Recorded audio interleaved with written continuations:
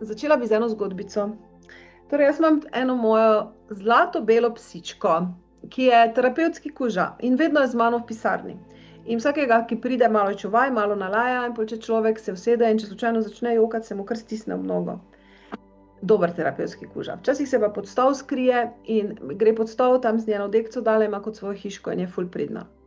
Ampak, ko pa prijema midve ven, ne, potem pa ona pozabi, da je terapevtski kuža. Pol se pa prebudi njena druga narava, pol pa postane divja. In pol bi ona preganjala mačke, pse, krave, pač vse, kaj bi, živali, skratka. Ne ljudi, ne, ampak živali. In tudi ima tako strast, ne zna hoditi zraven mene, ona mora vleči.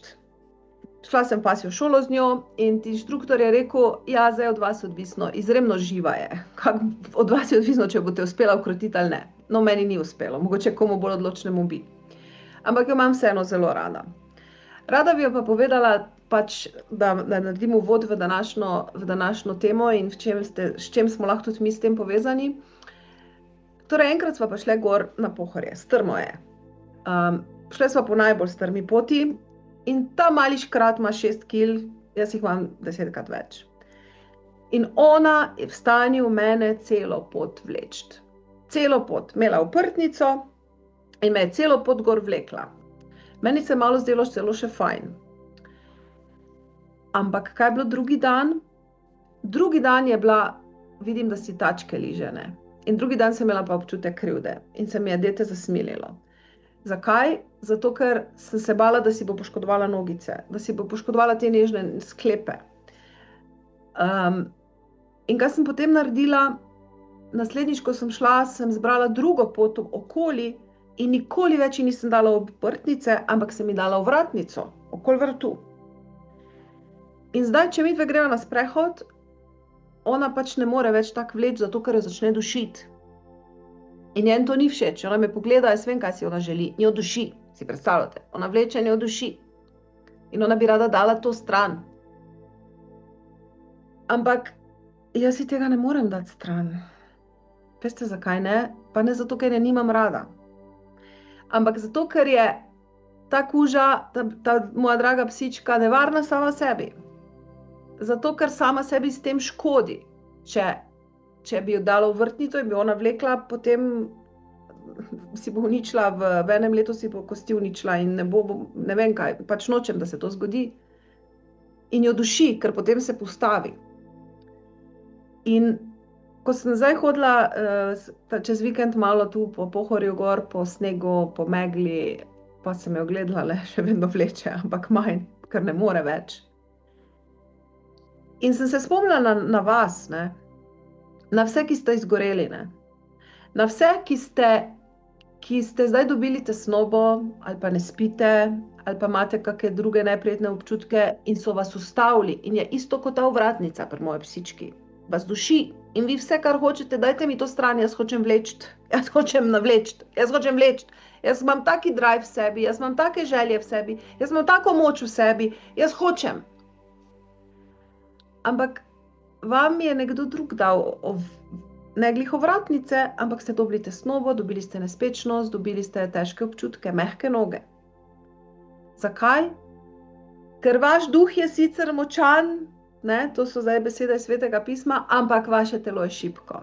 Ali z drugimi besedami, vaša glava hoče, vaša podzavest hoče, ampak vaše telo ne zmore.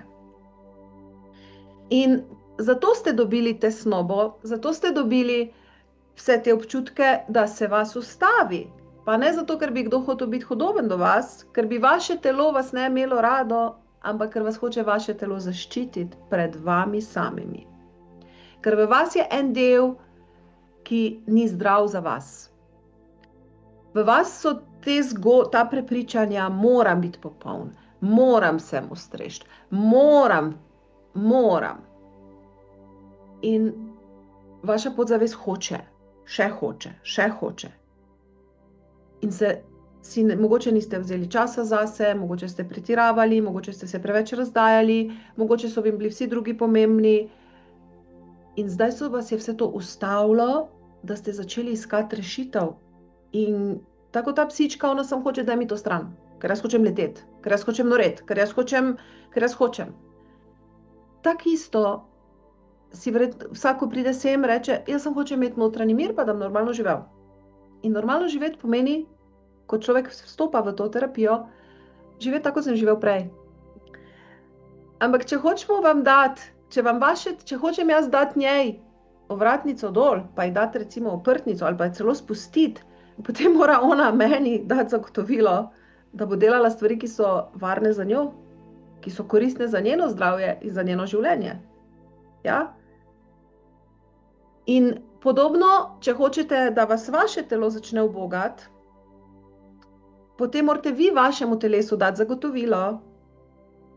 2 stvari morate narediti, ali pa 3. Dati mu morate zagotovilo, da ne boste nikoli več preslišali potreb svojega telesa, da ne boste nikoli več sebe povozili, da ne boste nikoli več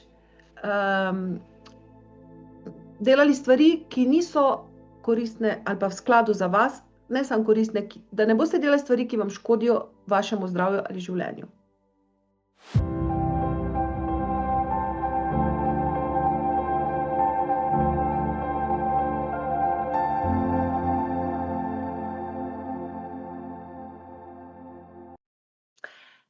Če potrebujete pomoč, sem tukaj za uvodni pogovor, lahko si tudi priročnik sprintate.